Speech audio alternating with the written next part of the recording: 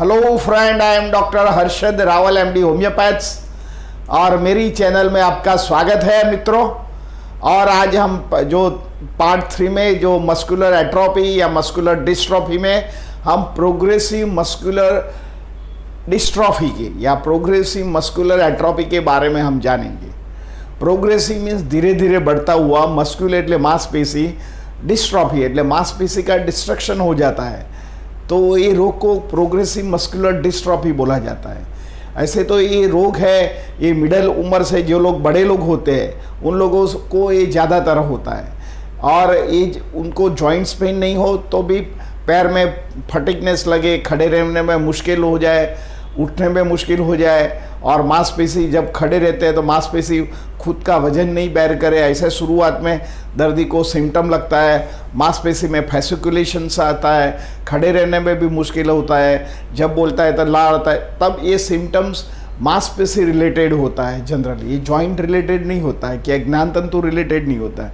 Same disease ज्ञान तंतु के रिलेटेड होता है, उसको मोटर न्यूरॉन डिजीज बोलते हैं। आगे मैंने 3 वीडियो बताया है, तो मोटर न्यूरॉन डिजीज के लिए आपको ज़्यादा जानकारी चाहिए तो मेरा नीचे मैंने कमेंट बॉक्स में 1 2 3 करके वो मोटर न्यूरॉन डिजीज़ के बारे में बताया है। जनरली जो मोटर न्यूरॉन डिजीज़ है ये ज्ञान तंतु और मांसपेशी का जो कोऑर्डिनेशन नहीं बनता है, इसके जरिए होता है। और जो मायोपैथी है, मस्कुलर डिस्ट्रॉफी है या प्रोग्रेसिव मस्कुलर डिस्ट्रॉफी है, ये कोई जीनेटिक की वजह से या कोई इनकोऑर्डिनेशन ऑफ मेटाबॉलिज्म ऑफ प्रोटीन्स जो मांसपेशी में बनना चाहिए ये नहीं बनता है, तो ये प्रोग्रेसिव मस्कुलर डिस्ट्रॉफी होता है। धीरे धीरे हमारा पैर की जो मांसपेशी वीक पड़ जाती है और ऐसे डिजीज़ हो जाता है।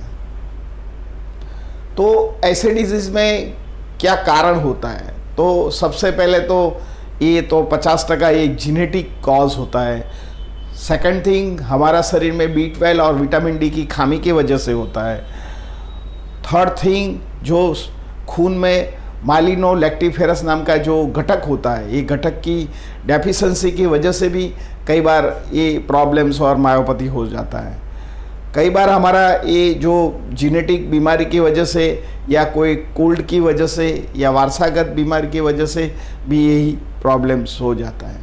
कई बार हमारा वज़न ज़्यादा होता है तो भी लॉन्ग टर्म में एक मसल्स में कई बार इंजरी की वजह से एक मसल्स में ये वीकनेस आता है। जनरली ये हमारा जो लॉन्ग मसल्स है, जैसे काप मसल है, जैसे लंब ग्रिड मसल्स है, जैसे थाई मसल्स है, जैसे हमारो फेशियो वो थोरासिस ह्यूमरॉइड मसल्स में स्टिफनेस आ जाती है। कई बार हमारा जो बाइसेप्स मसल पतला हो जाता है, कई सारे ट्राइसेप मसल्स पतला हो जाता है, और मसल्स की जो शेप होता है ये स्टीफ हो जाती है, दर्दी को हलना चलना मुश्किल हो जाता है। तो उसका क्या कितने प्रकार के जो प्रोग्रेसिव मस्कुलर डिस्ट्रॉफी होता है।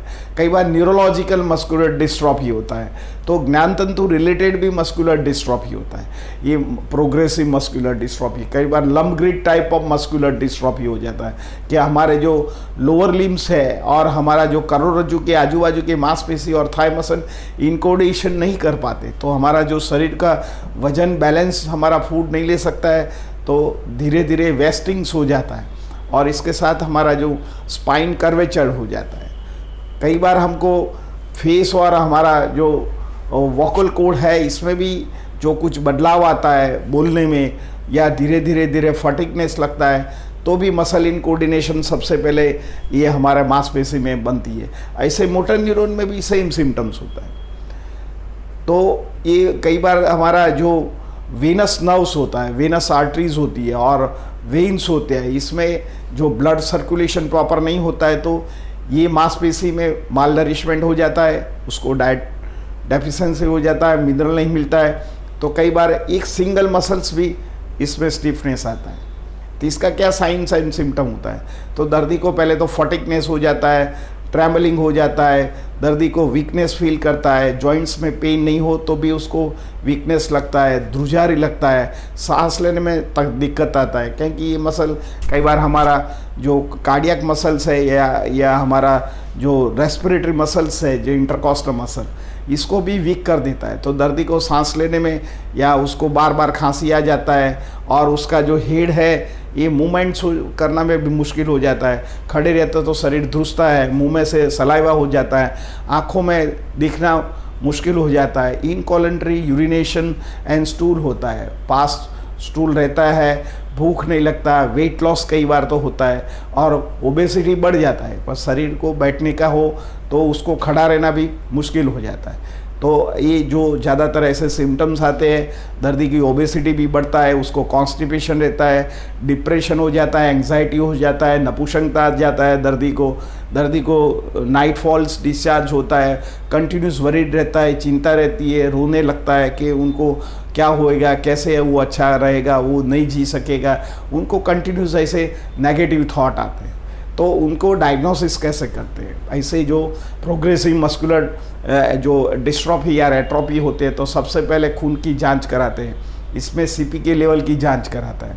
तो सीपीके लेवल से उनको मालूम पड़ता है, ये पर्टिकुलरली 27 सेंटीग्रेड से करो तो उनको ये सीपीके लेवल 180 होना चाहिए, वैसे ज़्यादा होता है तो आपका मांसपेशी का डिजीज़ हो, ऐसा एक 50% कन्फर्मेशन मिल जाता है। पर कई बार उसको भी नहीं होता है तो मांसपेशी की बायोप्सी भी करते हैं, मांसपेशी का ग्राफ करते हैं जिसको इलेक्ट्रोमायोग्राफ बोलते हैं, ईसीजी भी करते हैं, इलेक्ट्रो इंसेफेलोग्राफ भी करते हैं। कई बार बायोप्सी करने के बाद दर्दी के उनको रिफ्लेक्ट भी जो डॉक्टर होता है ये करते हैं। कई बार ये फिजियोथेरापीज भी इसमें कुछ शुरुआत का स्टेज में उसको हेल्प कर सकता है।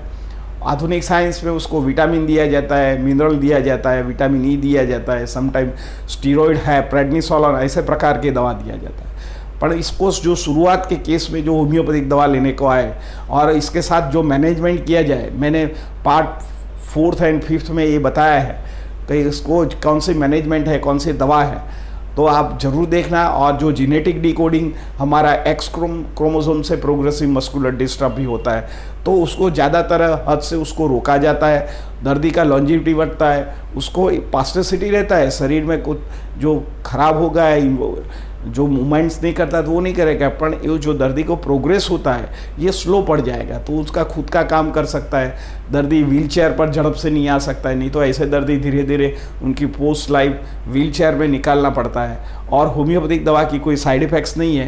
तो आपको जो शुरुआत के स्टेज में जो ऐसे डायग्नोसिस होता है तो जनरली तो ये जो डिजीज़ होता है 1 लाख में एक ही व्यक्ति को होता है। तो सारे लोगों को घबराने की ज़रूरत नहीं है कि आप चल नहीं सकते तो और फटिग हो जाता है, तो सो मैनी कॉज है।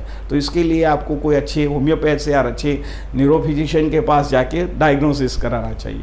और मित्रों, इसके कोई साइड इफ़ेक्ट्स नहीं है होम्योपैथी के। मैं 4th, 5th और 6th पार्ट में आपको समझाऊंगा कि ये कैसे तरह उसको रोका जाता है, कौन से फूड खाना चाहिए जैसे हमारा मांसपेशी को बढ़ता है, साथ में होम मेडिसिन क्या ले सकते हैं, साथ में होम्योपैथिक मेडिसिन कौन सी है ये आप जान सकते हैं। मित्रों, मेरा ये वीडियो जो प्रोग्रेसिव मस्कुलर डिस्ट्रॉफी के लिए कैसा लगा, अच्छा लगा, लाइक कर दीजिए, शेयर कर दीजिए। धन्यवाद। Thank you very much.